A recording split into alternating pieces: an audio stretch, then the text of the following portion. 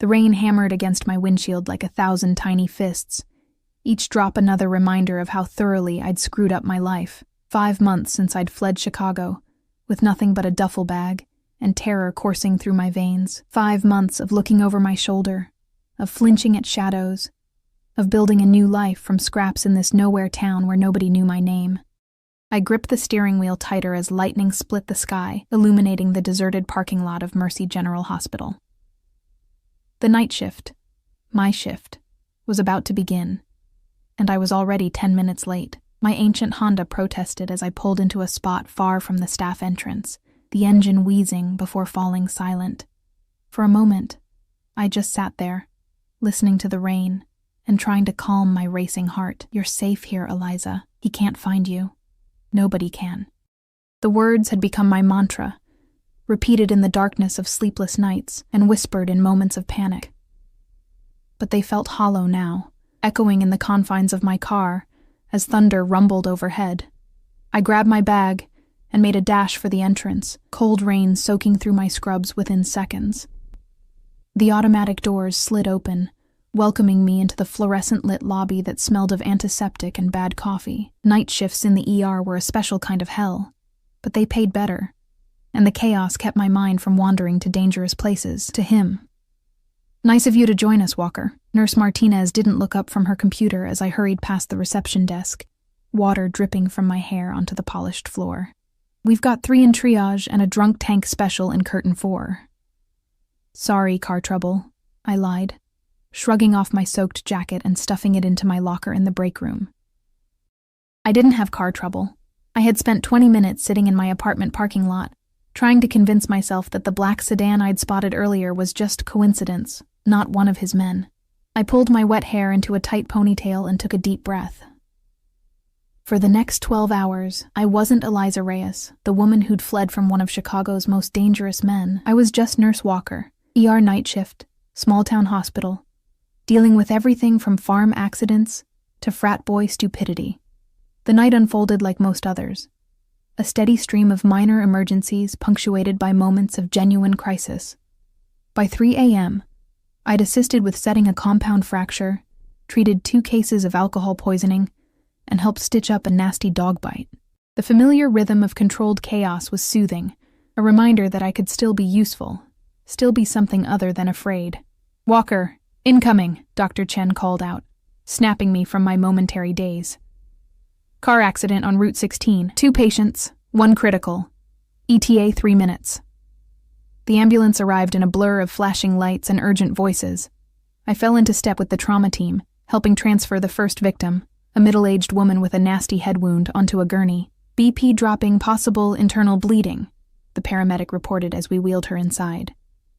For the next hour, I existed entirely in the present, hands steady as I assisted Dr. Chen, anticipating needs before they were voiced, finding calm in the eye of the storm. This was why I'd become a nurse. These moments when nothing mattered except saving the life in front of me. The woman stabilized, and as they prepared to take her to surgery, I peeled off my blood-stained gloves and headed to check on the second victim from the accident. "Room 3, Martinez directed me. "Young female, pregnant, mostly cuts and bruises, but we're monitoring for signs of placental abruption." My heart sank as I pushed open the door. Pregnant women in accidents always hit me hard, triggering memories I'd tried so desperately to bury. The girl on the bed couldn't have been more than 20, her face pale against the stark white pillow, a nasty gash across her forehead already stitched and bandaged. "Hi there," I said softly, checking her chart.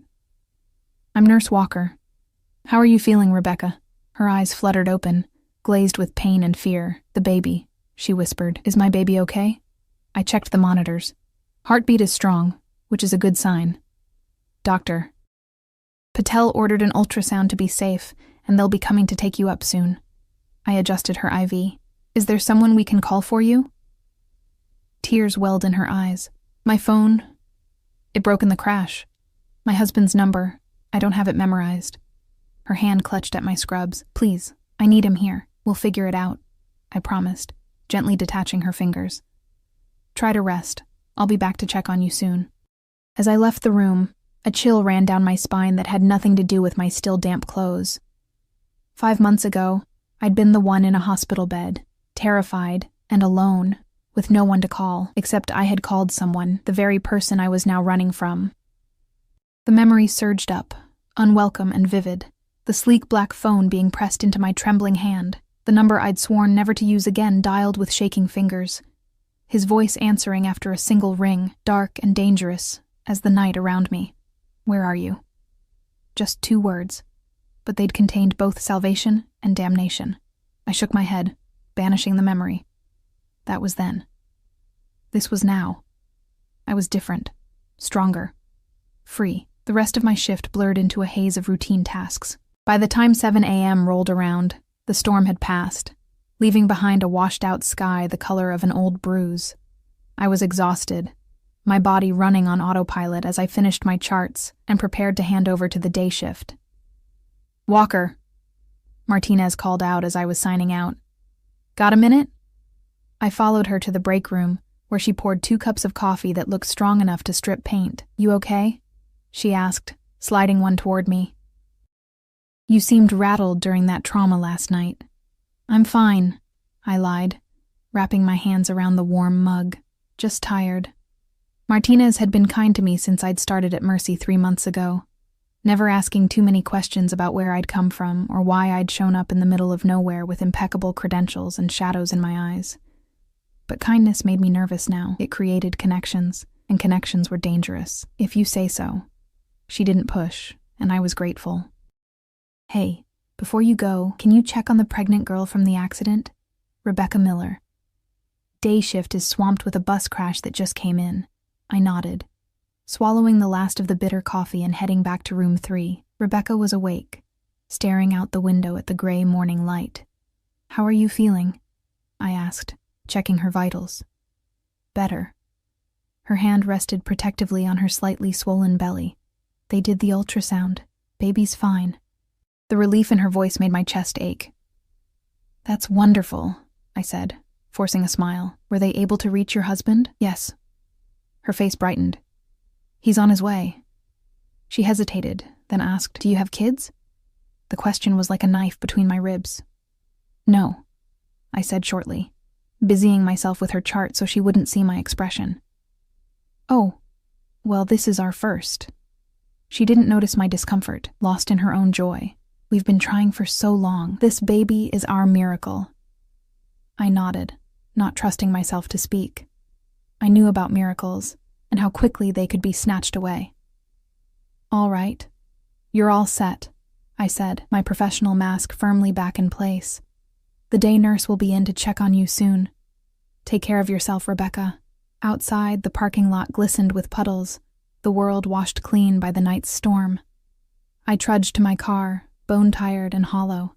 The Honda started on the 3rd try, a small Mercy. I drove home on autopilot, through streets beginning to stir with morning life.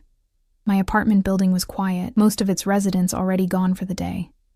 I climbed the 3 flights of stairs, too impatient to wait for the perpetually broken elevator, and fumbled with my keys at the door. Inside, I went through my post-shift routine, check the locks twice, draw the blinds, sweep for any signs that someone had been there.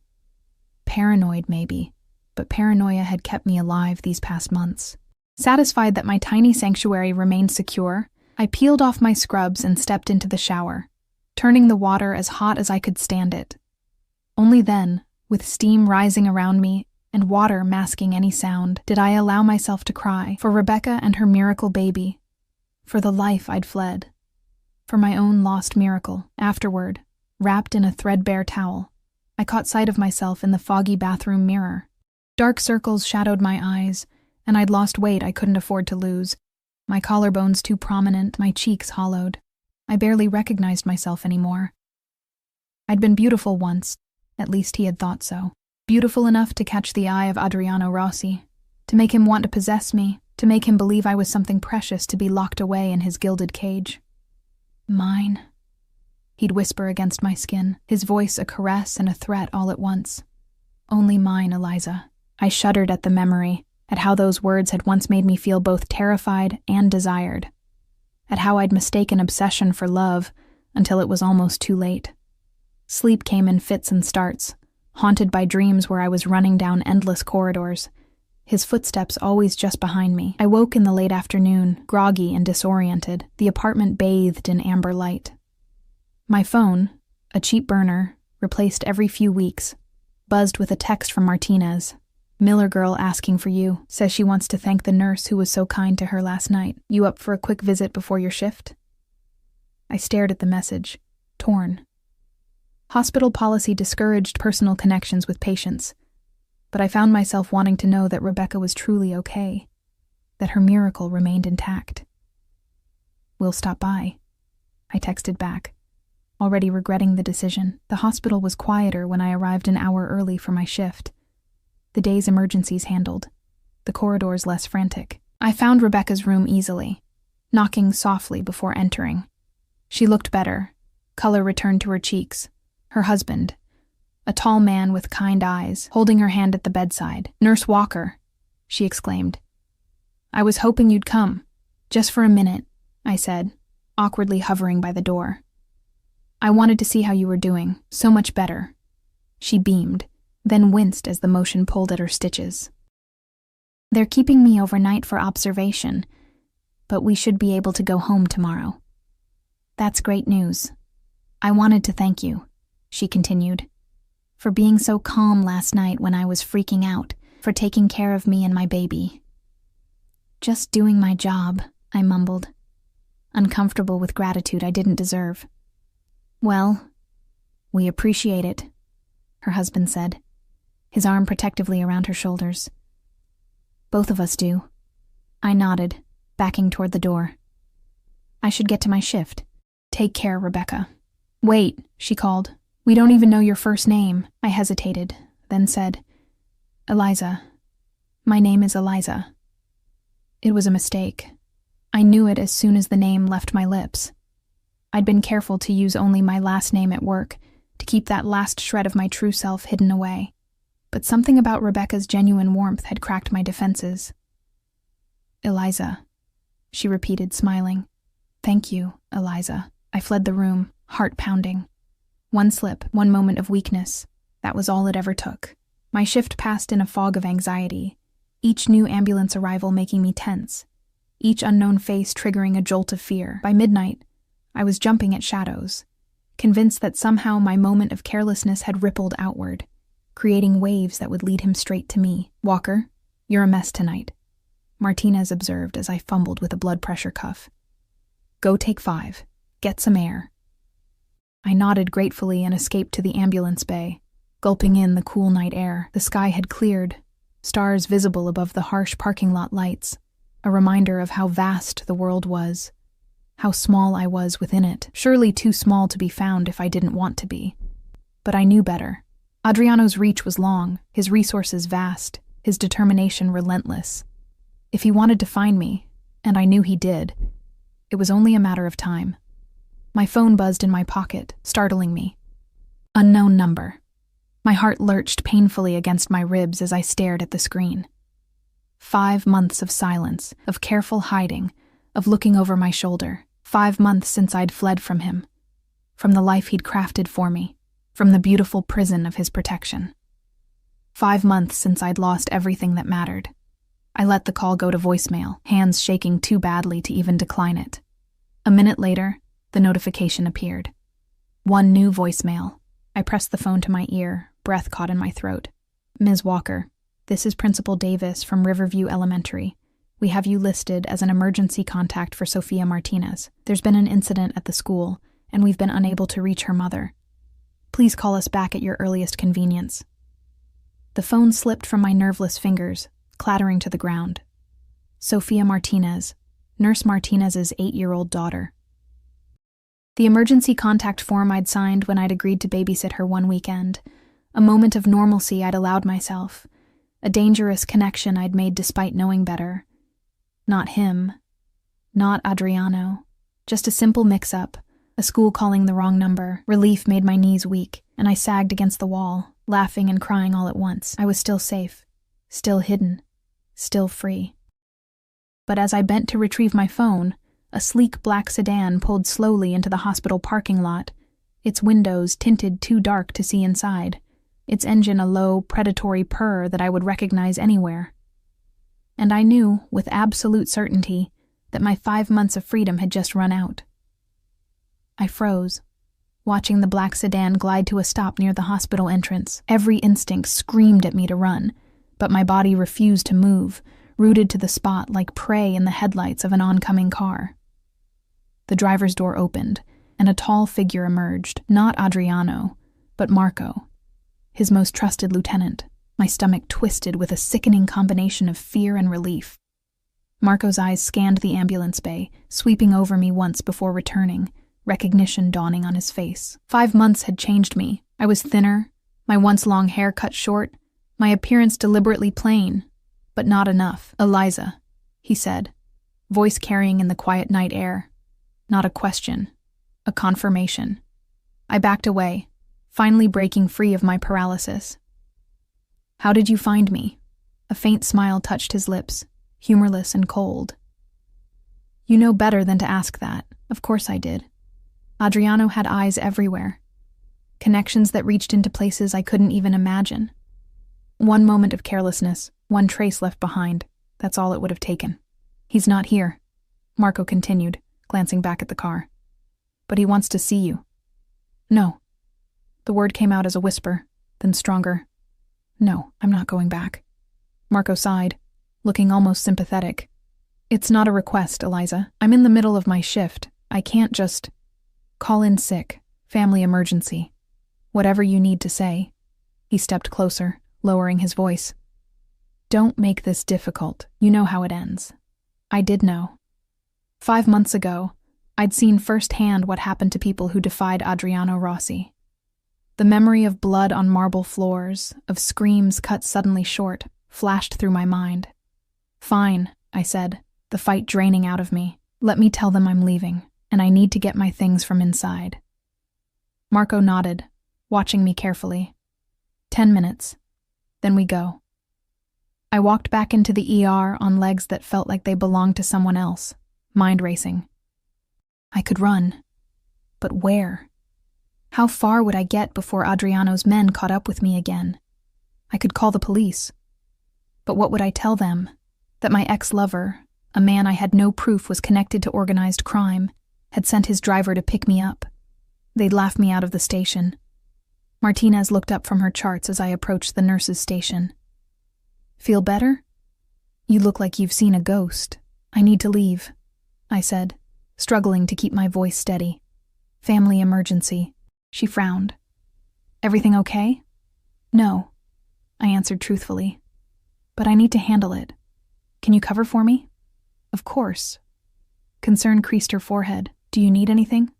A ride somewhere?" I shook my head, throat tight with unshed tears. Martinez had been kind to me, kinder than I deserved. "I'm sorry," was all I could say before heading to the break room to collect my bag. In the bathroom, I stared at my reflection, trying to gather whatever scraps of courage I had left. The woman looking back at me was a stranger, hollow-eyed and afraid, nothing like the confident nurse who saved lives, nor the woman Adriano had once claimed to love. "You can do this," I told myself. "You've survived worse." But had I? The memory of my last night in Chicago rose unbidden, the positive pregnancy test hidden in my pocket, the whispered conversation I'd overheard between Adriano and Marco about the problem that needed to be taken care of, the sickening realization that the problem was the man who'd learned too much about Adriano's business, the man now scheduled for execution. I'd fled that night, terrified not just for myself, but for the tiny life growing inside me, a life that had ended in a sterile emergency room 3 weeks later. Blood and pain and grief beyond anything I'd known before. Adriano didn't know about the baby, didn't know about the loss. Whatever he wanted from me now had nothing to do with that, at least. Marco was waiting precisely where I'd left him, checking his watch as I approached. "Cutting it close," he remarked, opening the car door for me. The interior of the sedan smelled of leather and Adriano's distinctive cologne, a scent that transported me instantly back to Chicago, to his penthouse overlooking the lake, to the life I'd left behind. I slid into the back seat, Marco joining me rather than taking the driver's position. "Anton," he said to the man behind the wheel, "take us to the house." "What house?" I demanded, panic flaring. Where are we going? Not far, Marco assured me, his tone almost gentle. You'll see him soon. The drive passed in tense silence, the city giving way to countryside, darkness broken only by our headlights and the occasional farmhouse in the distance. After about 20 minutes, we turned onto a private road, winding through dense trees before emerging in front of a sprawling lakefront property, lights glowing warmly from within. My heart hammered against my ribs. He's here? In Wisconsin? Marco's expression gave nothing away. He has properties everywhere, Eliza. You know that. The car stopped at the front entrance, a grand doorway flanked by stone columns. Before Marco could open his door, mine was pulled open from the outside, revealing another of Adriano's security men. Paolo, I thought his name was, though I'd never spoken to him directly. Ms. Reyes, he said with a respectful nod. He's waiting for you inside. I stepped out on shaking legs, Marco close behind me. The house was beautiful, of course. Adriano accepted nothing less than perfection in his surroundings. Modern architecture blended with natural elements, glass and stone creating a seamless transition between inside and out, the lake visible beyond floor-to-ceiling windows. This way, Marco directed, leading me through an expansive foyer and down a hallway lined with subtle but undoubtedly valuable artwork. We stopped at a set of double doors. Marco knocked once, then opened them without waiting for a response. The room beyond was a study, walls lined with bookshelves, a massive desk positioned to face the view of the lake, and behind it, rising slowly to his feet, was Adriano Rossi. 5 months had changed him too, though in less obvious ways. His dark hair was the same, swept back from his forehead in immaculate waves. His body, beneath the perfectly tailored suit, was still lean and powerful. But there was something different in his eyes, something harder, colder. Eliza, he said, my name in his mouth a blend of accusation and caress. At last. Marco withdrew silently, closing the doors behind him, leaving us alone. Why am I here, Adriano? I asked, proud that my voice didn't shake. He moved around the desk, approaching with the fluid grace of a predator. You disappeared, he said, stopping a few feet away. No goodbye, no explanation, just gone. His accent, usually so controlled, thickened with emotion. 5 months, Eliza. Do you have any idea what that was like for me? I had to leave, I said, taking an involuntary step back. Why? The single word contained multitudes: anger, confusion, hurt. I swallowed hard. I heard you and Marco talking that night, about Thomas, about how you were going to handle him. A flicker of surprise crossed his face, quickly masked. And you assumed the worst of me. Was I wrong? I challenged, finding a fragment of courage.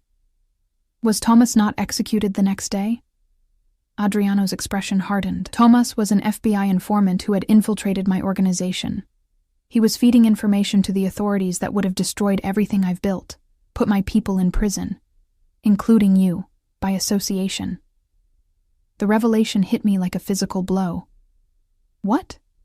He was gathering evidence against everyone close to me. Had his operation continued, you would have been implicated as well. Adriano stepped closer, close enough that I could smell his cologne, feel the heat radiating from his body. I was protecting you, Eliza, as I have always protected what's mine. What's mine? The possessive phrase that had once made me feel both secure and suffocated. I'm not yours, I whispered, though the words lacked conviction even to my own ears. Not anymore. Something dangerous flashed in his eyes. Then why did you put me as your emergency contact at the hospital? My breath caught. What? The hospital called me tonight. She said you're her emergency contact. He quoted the words from the premise with dark amusement. Imagine my surprise. Confusion swept through me. That's impossible. I never... And then understanding dawned, cold and clear. When I'd first been hired at Mercy, filling out endless forms in HR, there had been an emergency contact sheet.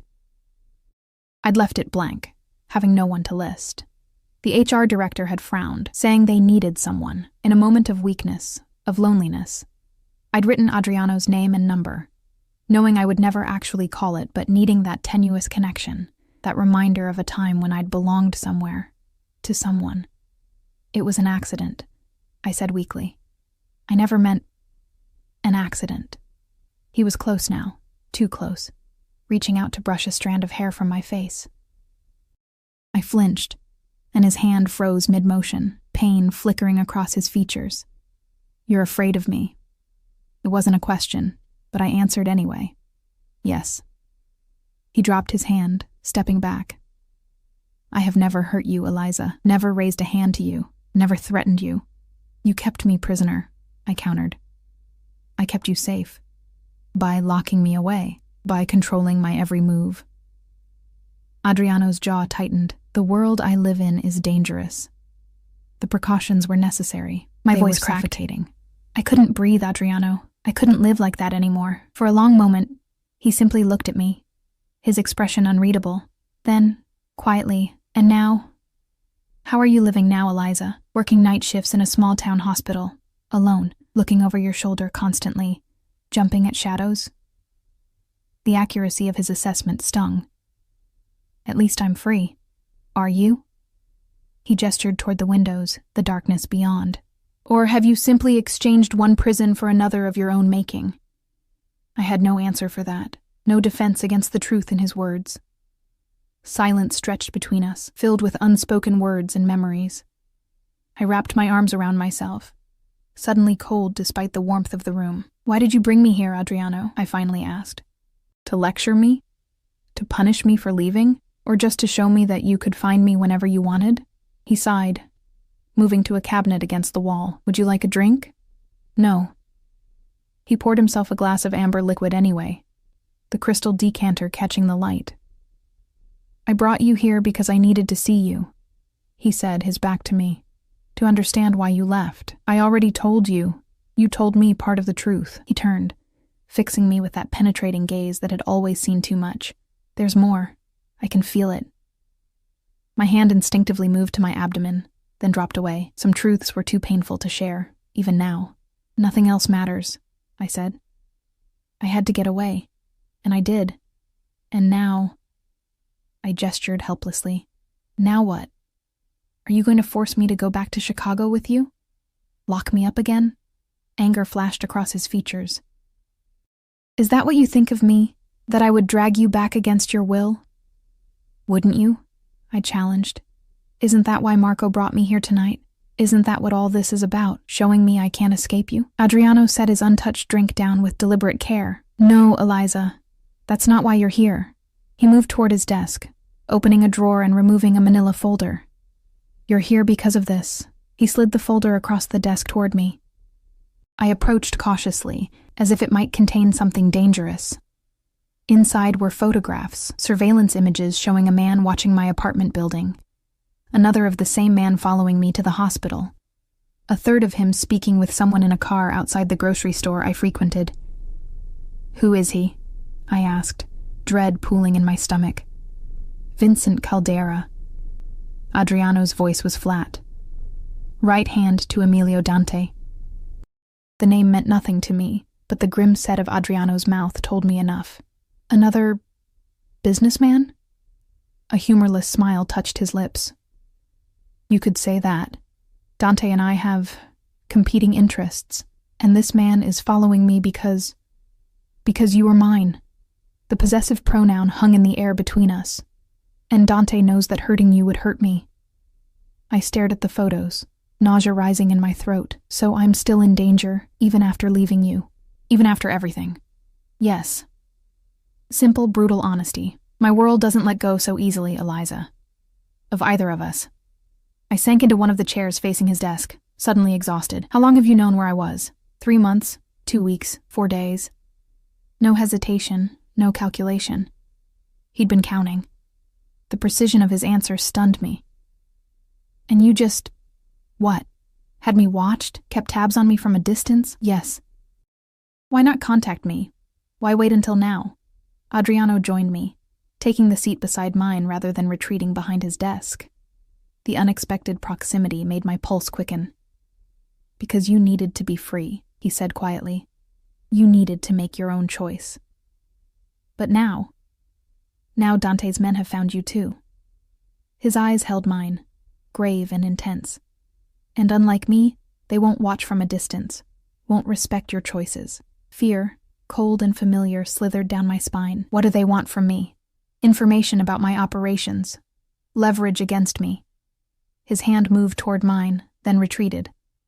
Or simply to hurt you because they know it would destroy me. The raw honesty in his voice caught me off guard. In the year I'd spent with Adriano, he'd rarely been so vulnerable, so unguarded. Always the powerful Mafia boss, always in control. This glimpse beneath the armor was disorienting.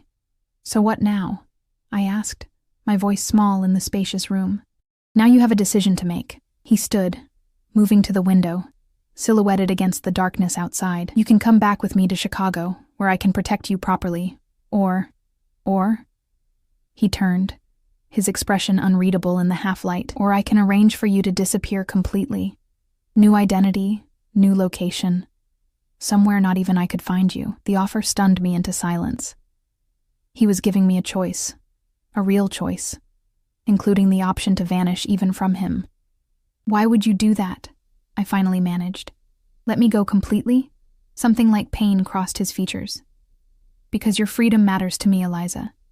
Because, he hesitated, then continued more softly, because I love you enough to lose you, if that's what you truly want. The words hit me like a physical blow. In all our time together, through all the possessive gestures and controlling behavior, he had never said those 3 words. Never made himself that vulnerable. You don't even know me anymore, I whispered. He smiled, sad and knowing. I know you still sleep with the light on because darkness frightens you. I know you've lost weight you couldn't afford to lose. I know you're an exceptional nurse who connects with patients despite trying to keep everyone at arm's length. Each accurate observation made me flinch. You've been watching me that closely? I've been making sure you're safe, he corrected.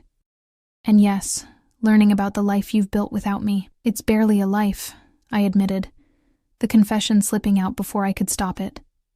I exist. I work. I survive. That's all. It doesn't have to be. I stood abruptly, needing distance from him, from the dangerous temptation he represented. I can't go back to Chicago with you, Adriano. I can't go back to being kept like a pet, a possession. He flinched at my words. Is that how you felt? Yes. No. I ran a hand through my short hair, frustrated. I don't know. Everything was so complicated between us. It still is. He approached slowly, cautiously, like I was a wild animal that might bolt. But it could be different this time. We could be different. How? I demanded. You're still who you are. Your world is still what it is. True, he conceded, but I've learned things too these past 5 months. About what matters. About what I'm willing to change. I wanted to believe him. God help me. I wanted to believe that we could find some middle ground, some way to be together that wouldn't suffocate me. But the memory of those final days in Chicago was too vivid. The increasing restrictions, the bodyguards who never left my side, the growing sense that I was disappearing inside the fortress he'd built around me. I need time, I said finally, to think, to decide. Adriano nodded, though tension remained in the set of his shoulders. Of course, but not here, not alone. Dante's men, I know. The threat was too real to ignore, especially with the evidence in those photographs. Where then?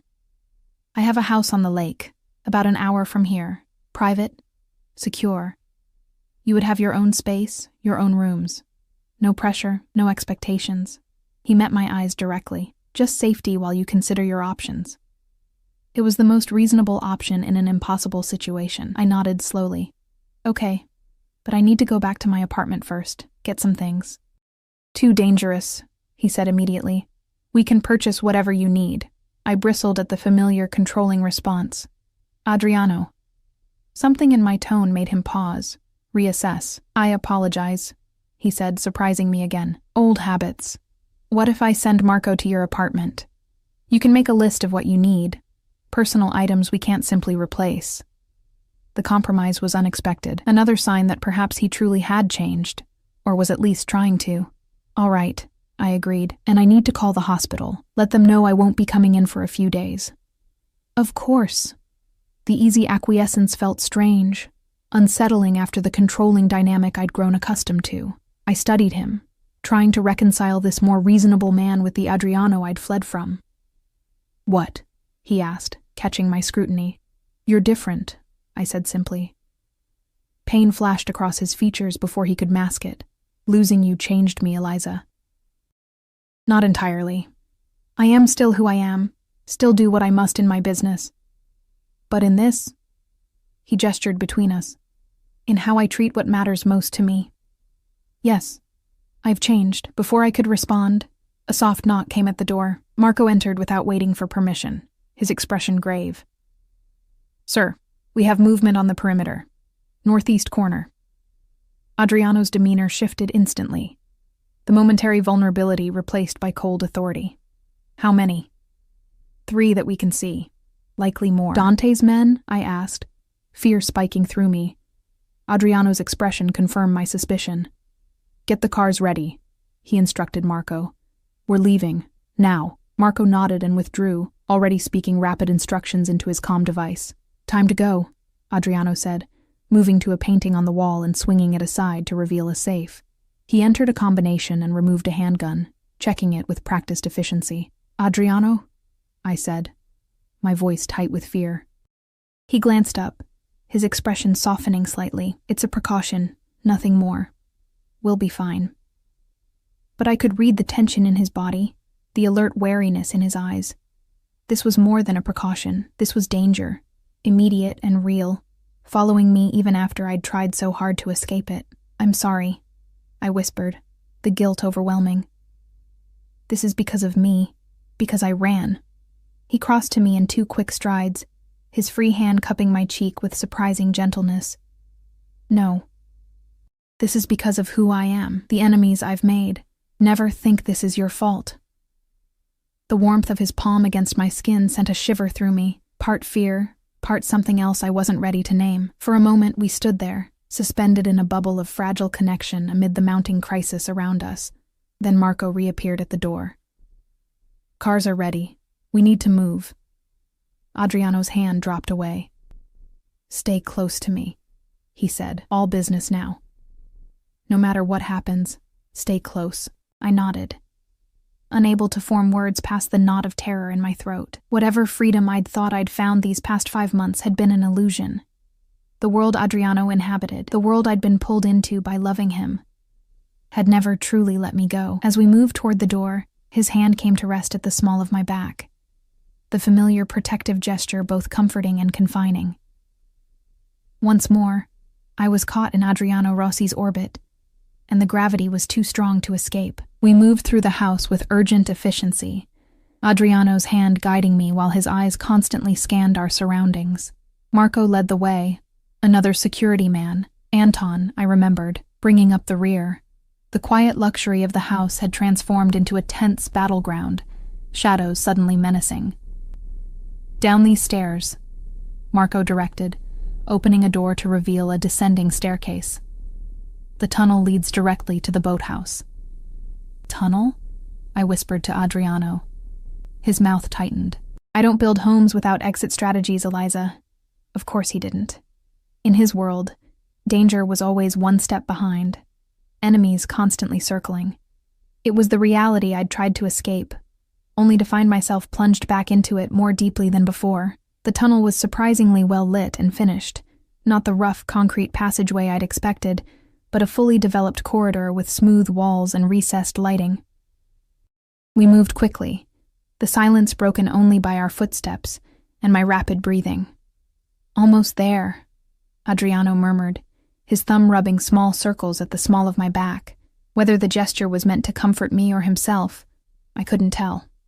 The tunnel ended at a steel door with an electronic keypad. Marco punched in a code, and the door swung open to reveal an expansive boathouse. 2 sleek speedboats were docked inside, engines already humming softly in preparation. Take the second boat, Adriano instructed Marco. Create a diversion heading south.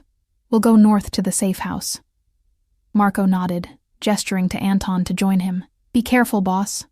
Always am, Adriano guided me toward the first boat, helping me step from the dock.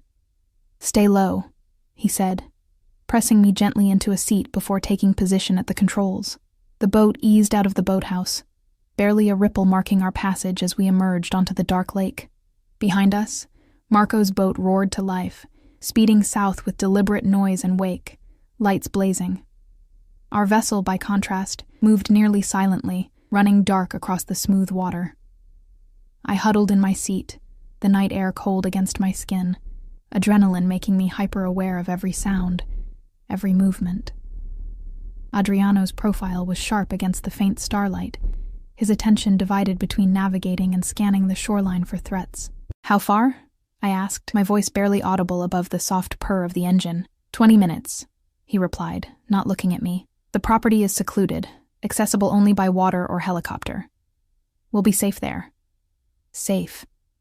The word had lost all meaning. 5 months of looking over my shoulder, of jumping at shadows, and I'd never truly been safe at all. Not from Adriano, who'd known where I was almost the entire time, and not from his enemies, who had apparently found me too. What if they follow us? The question escaped before I could stop it, fear making my voice shake. Now Adriano did glance at me, his expression softening briefly. They won't. Marco is very good at his job, and this boat is special. Special how? A hint of pride touched his voice. Radar-absorbing materials in the hull, electric hybrid engine, thermal masking. To any surveillance, we're practically invisible. Of course, Adriano would have a stealth boat. The absurdity of it almost made me laugh, though the sound that escaped was closer to a sob. His hand left the controls briefly to squeeze mine. "I know this is overwhelming, but I promise you, Eliza, I will keep you safe." The familiar words stirred conflicting emotions. Resentment at being caught once more in his web of protection, but also a traitorous relief. With Adriano, danger was constant, but so was security. The contradiction had always been at the heart of our relationship. We traveled in silence after that, the boat cutting smoothly through the dark water. Occasionally, Adriano would adjust our course slightly, navigating by stars and some inner map rather than any visible landmarks. The shoreline was a distant, shadowy presence, dotted here and there with the lights of lakeside homes. Finally, we rounded a wooded peninsula, revealing a secluded cove. Nestled against the trees was a structure that seemed to grow organically from the landscape, all wood and glass, modern, yet somehow timeless. "The safe house," Adriano said unnecessarily, as he guided the boat toward a small private dock. It was beautiful, I had to admit. Like everything in Adriano's world, it exuded tasteful luxury without ostentation. As we drew closer, soft landscape lighting activated, illuminating our path while keeping the house itself mostly in shadow. He docked with practiced ease, securing the boat before helping me onto the wooden planks. "Stay close," he reminded me, though there was no need. I had no intention of straying from his side while potential threats lurked in the darkness. We approached the house via a winding path through carefully landscaped gardens. Adriano punched a code into another keypad at the entrance, then pressed his palm to a biometric scanner. The door unlocked with a soft click. "Welcome to La Rifugio," he said, ushering me inside. "My refuge." The interior was as impressive as the exterior. Open-concept living spaces with soaring ceilings, walls of glass overlooking the lake, minimalist furniture that managed to look both expensive and comfortable. But what struck me most was the personal touch evident everywhere. Books stacked on side tables, a half-finished chess game on a board near the fireplace, a worn leather jacket draped over a chair. This wasn't just another of Adriano's properties. This was somewhere he actually lived. "You come here often," I observed. He nodded, moving through the space with the ease of familiarity, checking security panels and adjusting settings. "When I need peace. When decisions weigh too heavily." He glanced at me. "When I missed you too much to bear Chicago without you." The simple admission caught me off guard. This new honesty of his was disarming, making it harder to maintain the emotional walls I'd built. "Are you hungry?" he asked, changing the subject as he moved toward what I presumed was the kitchen. I realized with surprise that I was. "Yes, actually, I'll make us something." He shrugged off his suit jacket, draping it over a stool, and rolling up the sleeves of his crisp white shirt. The kitchen is fully stocked. The domesticity of the moment was surreal after our dramatic escape. After 5 months of separation, Adriano Rossi, feared Mafia boss, was offering to cook for me in his lakeside hideaway, while unknown enemies possibly searched for us. I should call the hospital, I said, remembering my responsibilities with a jolt. They'll be expecting me tomorrow night. Adriano nodded, retrieving a phone from a drawer, not his personal device, but something clearly kept at the house for emergencies. Untraceable, he explained, handing it to me. Use this. I called Martinez directly, fabricating a family emergency that would keep me away for at least a week. She was concerned but understanding, promising to arrange coverage for my shifts. The lie tasted bitter, another deception in a life that had become built on them. When I hung up, Adriano was efficient in the kitchen, chopping vegetables with the same precision he applied to everything. I watched him work, this man who had once been the center of my world, who still moved with the confidence and authority that had first drawn me to him. You cook now? I asked, leaning against the counter. A small smile touched his lips. I've always cooked. You just never saw it before. Because in Chicago, we'd had staff for everything, chefs and housekeepers and security. An entire infrastructure designed to cater to Adriano's needs, and by extension, mine. Here he seemed more human, more accessible. Tell me about your life, he said, the knife never pausing in its rhythmic motion. These past 5 months, your work at the hospital. Why? I asked, genuinely curious. Why does it matter now? He looked up, his dark eyes holding mine. Because you matter to me, Eliza. All of you. Not just the parts that existed when you were with me. The sincerity in his voice made my chest ache. I found myself telling him about Mercy General, about the night shifts in the ER, about the few tentative friendships I'd formed despite my best efforts to remain isolated. He listened attentively, asking questions that showed genuine interest, never interrupting or judging. By the time we sat down to eat, a simple but delicious pasta dish that reminded me of our early days together, I felt more relaxed than I had any right to be, given the circumstances.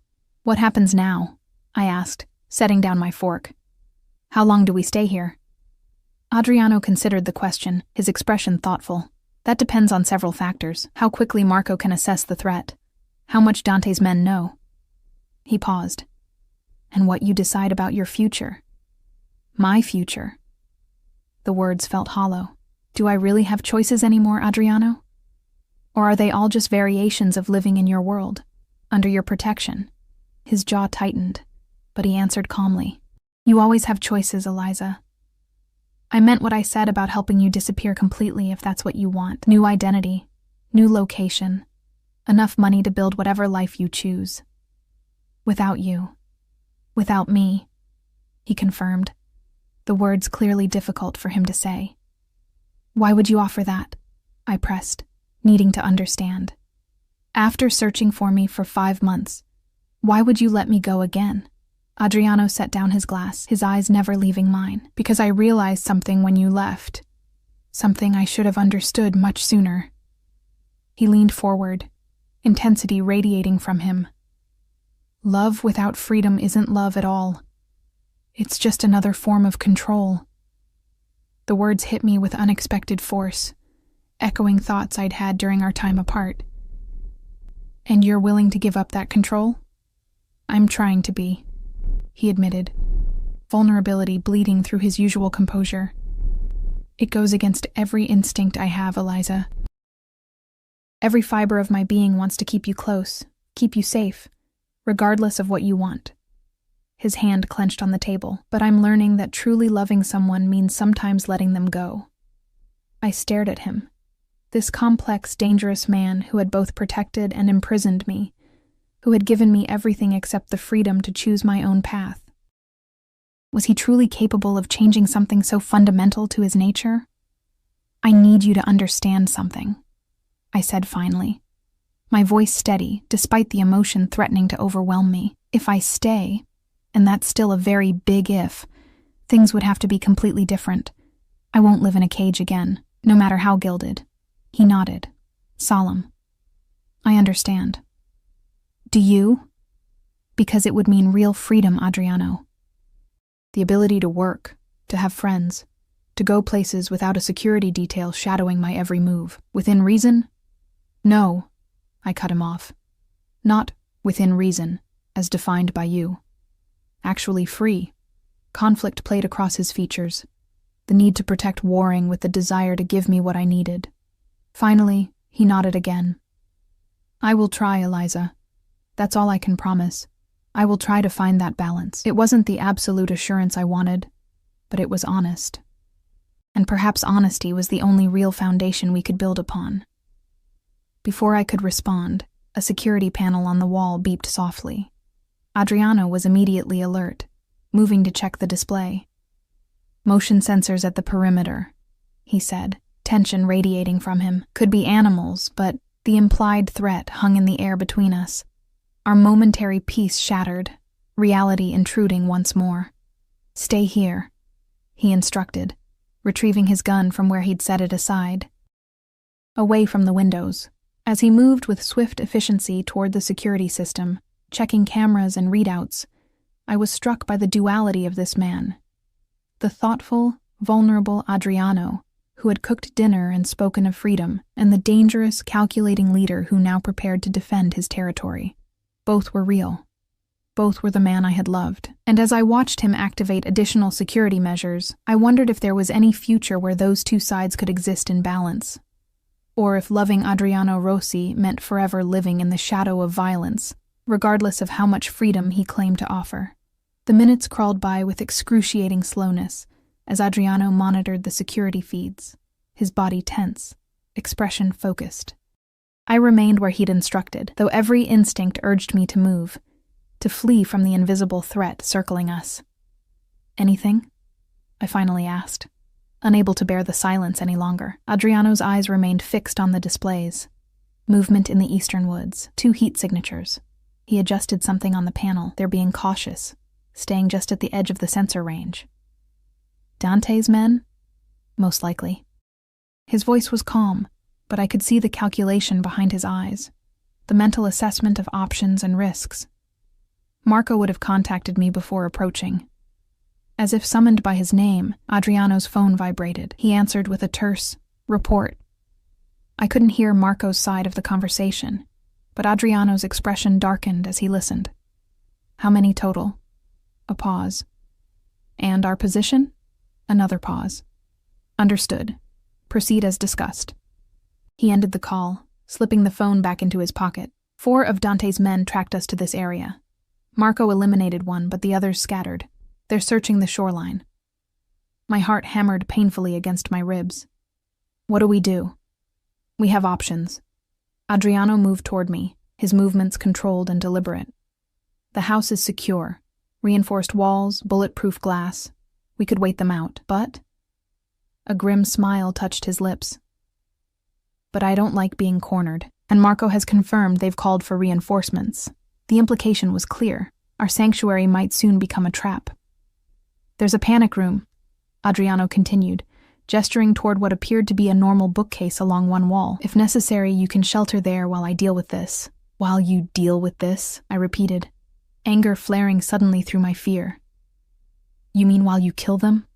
Or get yourself killed trying? His expression softened slightly. Eliza. No. I stood straighter, finding resolve I didn't know I still possessed. I'm not hiding in some panic room while you risk your life. Not again. Confusion crossed his features. Again? The word had slipped out unintentionally, bringing with it memories I'd tried to suppress.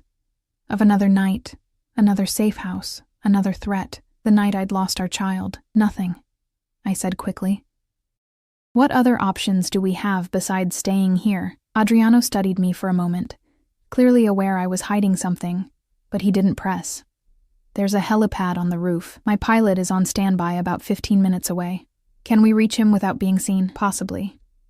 He glanced at the security feeds again. The thermal imaging shows them still searching the perimeter. If we move now, while they're scattered. The decision crystallized in my mind with surprising clarity. Then let's go. I'm not spending another night running or hiding. Adriano's eyes widened slightly at my determination. Then he nodded. Take this, he said. removing a smaller handgun from an ankle holster and offering it to me. I hesitated. I'd never held a gun before, had always feared and avoided them. "You don't have to use it," he said gently, "but I'd feel better knowing you have it. Just in case we get separated." I took the weapon gingerly, its weight unfamiliar and frightening in my palm. "I wouldn't even know how. Safety's here." He showed me quickly. "Point and pull the trigger. That's all you need to know right now." He moved to a closet, retrieving a black jacket which he draped around my shoulders. "It's cold on the roof, and dark clothing will help us stay hidden." The practical concern touched me unexpectedly. Even now, with danger closing in, he thought of my comfort. "Ready?" he asked, checking his own weapon one last time. I wasn't ready. Not for this night, not for the choices that lay ahead, not for the truths still unspoken between us. But I nodded anyway. Adriano led me up a spiral staircase to the second level, then through what appeared to be a master bedroom. A skylight in the ceiling slid open at his command, revealing a retractable ladder. "I'll go first," he said, holstering his gun to climb.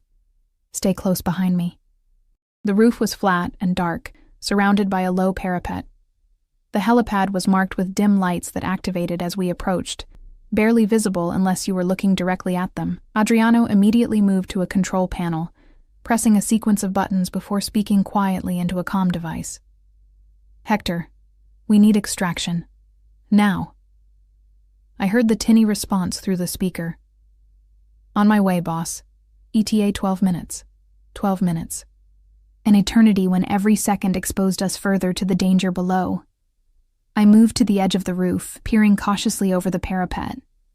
The property was shrouded in darkness, the landscaping lights extinguished when the security system detected the intruders. The lake stretched out before us, a vast expanse of blackness broken only by distant pinpricks of light from homes on the far shore. "See anything?" Adriano asked, coming to stand beside me. I shook my head. "It's too dark." "Good. That works in our favor." His hand found mine in the darkness, warm and steadying. "Hector will approach from the lakeside. Minimal lights. We'll be away before they even realize we've left." The confidence in his voice was reassuring, but I couldn't shake the feeling that we were still missing something, that the trap was closing around us in ways we couldn't yet see. "Adriano," I said quietly, "if something happens, nothing will happen," he interrupted, his grip on my hand tightening. "We'll be in Chicago by morning, but if it does," I persisted, needing to say this while I had the chance, "I need you to know that I didn't leave because I stopped loving you." The admission hung between us, delicate and dangerous. I couldn't see his expression clearly in the darkness, but I felt the tension in his body, the slight intake of breath. "Then why?" he asked, his voice rough with emotion. "Why run from me, Eliza? Why not talk to me? Tell me what was wrong." The moment for complete honesty had arrived, unavoidable now. "Because I was pregnant," I said, the words falling like stones into still water. "And I was afraid." Adriano went utterly still beside me. "Pregnant," he repeated, the single word laden with shock, confusion, and something else, a terrible dawning understanding. "When 5 months ago, when I left." I swallowed hard, forcing myself to continue. "I found out that morning.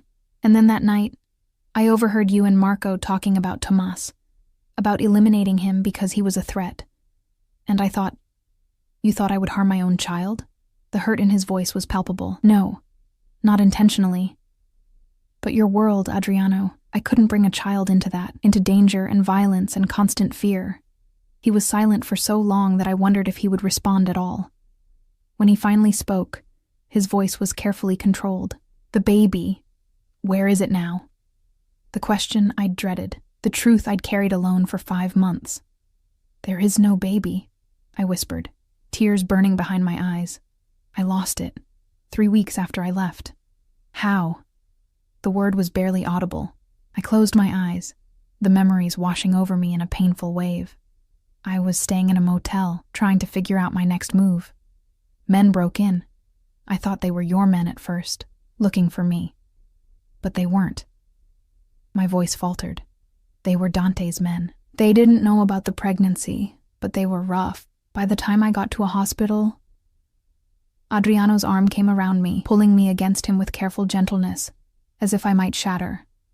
"Why didn't you call me?" he asked, his voice thick with emotion. "After the hospital, why didn't you reach out?" "I was ashamed," I admitted, "and still afraid. I thought if you knew about the baby, knew I'd lost it, you'd either blame me or pity me. I couldn't bear either." His other hand came up to cradle my face, thumb brushing away tears I hadn't realized were falling. "It wasn't your fault, Eliza. None of it. Not Tomas, not the baby, not Dante's men finding you. I should have protected you better. I should have been more open, made you feel safe enough to come to me with your fears." The absolution I hadn't known I needed washed over me, easing a burden I'd carried alone for too long. I leaned into him, allowing myself this moment of vulnerability, of connection. The distant sound of helicopter blades broke the silence, growing steadily closer, our extraction approaching. "We need to be ready," Adriano said, though he made no move to release me. "I know." But still we stood there, locked in an embrace that felt like both an ending and a beginning. The truth finally laid bare between us. A sudden flash of light from below shattered the moment, a powerful beam sweeping across the property, illuminating the house. "They've brought reinforcements," Adriano said grimly, finally pulling away, faster than expected. The helicopter was now visible, a dark shape against the night sky, approaching rapidly from the direction of the lake, but the searchlight from below had seen it too. The beam now tracking its approach. "They'll try to prevent the landing," Adriano said, drawing his weapon. "We need to provide cover." Before I could respond, the sharp crack of gunfire erupted from below. Adriano pushed me down behind the parapet, shielding me with his body as bullets pinged against the roof's edge. "Hector!" he shouted into his comm device. "Abort landing! Too hot! Circle and wait for my signal." The helicopter veered away, disappearing into the night sky. Our escape route gone. "What now?" I asked, the gun clutched uselessly in my hand. Adriano's expression was grim but determined. "Now we fight." The next minutes passed in a blur of chaos and fear. Adriano returned fire strategically, forcing Dante's men to take cover, buying us precious time. I remained crouched behind the parapet, heart pounding so loudly I was sure they could hear it below. "Marco's coming," Adriano said suddenly, pressing a hand to his earpiece. 3 minutes out with reinforcements." Hope flared briefly, only to be extinguished as the gunfire intensified, multiple weapons now firing from different positions around the house. "They're trying to pin us down until their main force arrives," Adriano explained, his voice eerily calm as he reloaded. "We need to move." "Where? We're trapped up here." "Not quite." He pointed to a section of the roof I hadn't noticed before. "Emergency repelling equipment. We can descend on the lakeside, reach the boat." The idea of dangling from the roof on a rope while bullets flew around us seemed insane, but no more insane than remaining where we were, waiting for Dante's men to overwhelm us. "Okay," I agreed, my voice steadier than I felt. "Show me what to do." Adriano quickly explained the rappelling harness, helping me into it with efficient movements. His hands were warm and sure against me, grounding me in the midst of chaos. "I'll go first," he said, securing his own harness. "Once I'm down, follow exactly as I showed you. I'll be right below to help." I nodded, terror and determination warring within me. As he prepared to swing over the edge, I grabbed his arm. "Adriano." He paused, looking back at me with a question in his eyes. "I still love you," I said simply. "Whatever happens, I needed you to know that." Something powerful and unnameable flashed across his features. He pulled me to him in one swift movement, his mouth finding mine in a kiss that contained every word we hadn't said, every emotion we'd suppressed. When he pulled away, his eyes held mine with fierce intensity. "We're going to survive this, Eliza. And then we're going to build something new, something better. Together." For the first time in 5 months, I believed in a future beyond mere survival. A future that might include both love and freedom, danger and joy. A future with Adriano, not as his possession, but as his partner. As he swung over the edge of the roof, disappearing into the darkness, I knew with sudden clarity that some choices were worth any risk, and Adriano Rossi, with all his complexity and contradiction, was mine.